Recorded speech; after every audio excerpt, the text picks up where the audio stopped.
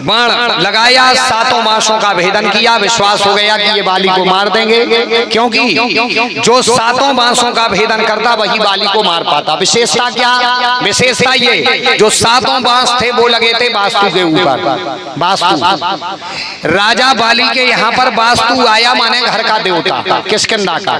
कहने लगा बाली हम ऐसे हो रहे हैं, वास्तु का और जगह का भी बहुत बड़ा वो होता है। जगह भी मकान बनाओ तो बड़ी शोधन करके, भूमि का भी बड़ा महत्व है। एक मार्कंडे पुराण में एक बात आती है। मार्कंडे पुराण में जब राम जी और लक्ष्मण जी जंगल में घूम रहे थे, वहां पर एक जगह रुके तो लक्ष्मण जी के मन में आया कि यार पत्नी इनकी हरण भाई, वनवास इन्हें मिलो और हम का या पछियाने फिर रहा है। राम जी वहां पर रात्रि रुके थे। लक्ष्मण के मन में ऐसी बातें आई। थोड़े समय बाद वहां से आगे बढ़े। लक्ष्मण जी कहने लगे सरकार हमारे मन में ऐसी शंका काहे आ रही है, हमें वो उत्तर बताओ। राम जी बोले उत्तर मिल जाए कि तनक सी माटी ले ले। सो राम जी ने तनक सी माटी लेके बांध लाई लक्ष्मण जी ने।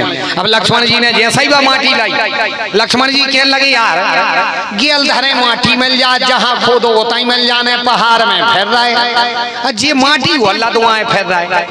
बताओ पत्नी इनकी हरण भाई, वनवास इन्हें मिलो, हम उसी पछियाने फिर रहे। आज उनके मन में फिर से आया। फिर उनने मिट्टी एक तरफ रखी, मिट्टी एक तरफ रखी, लक्ष्मण जी के लिए लगा कि बताओ ये हमारे राम हैं, इनके प्रति ऐसा क्यों आ रहा। चरणों में लेट कर बोले भगवान क्षमा करो, हमें अब उत्तर दो, ऐसा क्यों आ रहा। राम जी कहने लगे सुनो, जहां पर रात्रि में रुके थे अपन, उस जगह पर दो सगे भाई लड़कर के मरे हैं। भाइयों ने भाइयों का खून वहां पर गिराया है, इसलिए वहां पर उस भूमि में दोष ऐसा है कि सगे भैया राम और लक्ष्मण क्यों ना रहे, लेकिन उनके मन में मन भेद आ जाएगा, मतभेद हो जाएगा। तो भूमि का इतना प्रभाव होता है, इसलिए मकान बनाने के पहले भूमि भी देखो चाहिए। अब भूमि कैसे देखें अपन, तो बिल्कुल ध्यान से सुनना। दो चार बेर तो उपाय हमने बताए हैं, लेकिन एक भूमि के लिए कभी मकान बनाना हो तो दो तीन काम करना। एक, जहां मकान बनाना हो वहां थोड़ा सा गड्ढा करना, सरल उपाय। गड्ढा करना और गड्ढा करके उस गड्ढे की मिट्टी बाहर निकालना।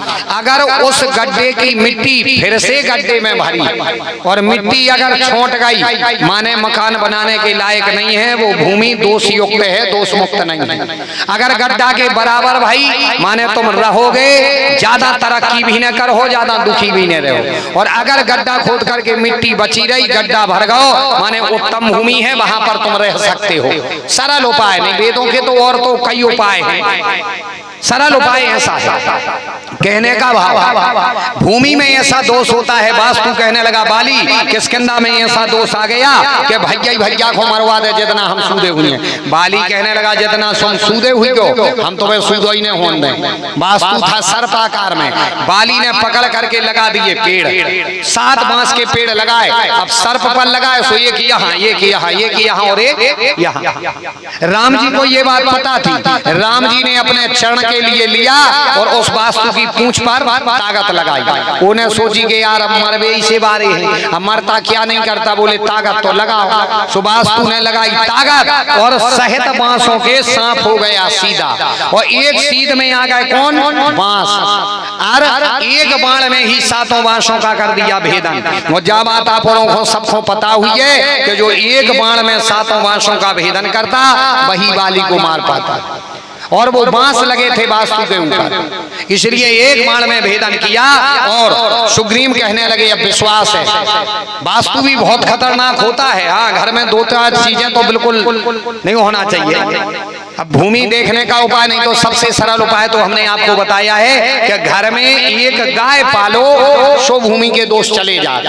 हाँ, घर में गौ सेवा करो, गौ सेवा करोगे तो घर में भूमि के दोष चले जाएंगे। और नहीं तो ये उपाय बताया जो गड्ढा करना डालना आदि आदि। और अगर भूल जाओ खबर नहीं रेवे तो गैया पालो, घर के दोष अपने आप दूर रहे हैं, इसलिए गौ सेवा करो। राम धनी तो आज सुग्रीव के लिए विश्वास हुआ, सुग्रीव जी आगे बढ़े, माला पहन करके ये गए, दोनों में युद्ध हुआ। राघवेंद्र सरकार ने बाली का वध कर दिया। बाली पूछने लगा सरकार आपने हमें क्यों मारा? तो इन्होंने कहा कि अनुजे सुता भगे नी सोते नारी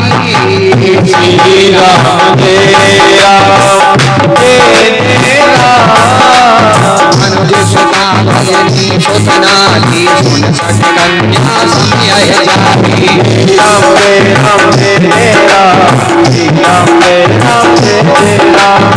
सुन सठ कन्या समय जाती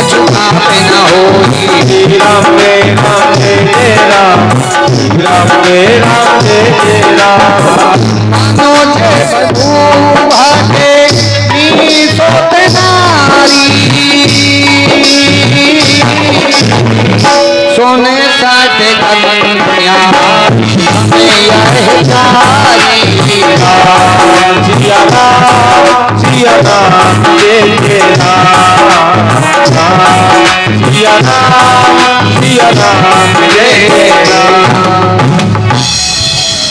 भगवान ने कहा अगर तुम्हारे लिए दिक्कत है। वो कहने लगे सरकार हमें मारा क्यों? तो उन्होंने उत्तर बताया। बाली कहने लगा सरकार एक बार हमसे पूछ लेते हो, फिर दोषी हते तो आप मार देते, आपने हमसे पूछा नहीं।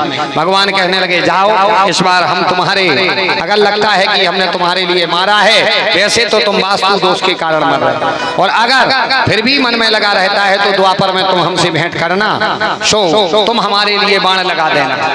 आगे बाली का जो है उन्होंने उद्धार किया। सुग्रीव गए, सुग्रीव जाकर के अनेकानेक प्रकार से रहने लगे बड़े आनंद से। अब जीवन में सुख आ गया है सुग्रीव के, सो धीरे धीरे धीरे धीरे करके सुग्रीव भूलने लगे कि राम जी का भी हमें कुछ काम करना है।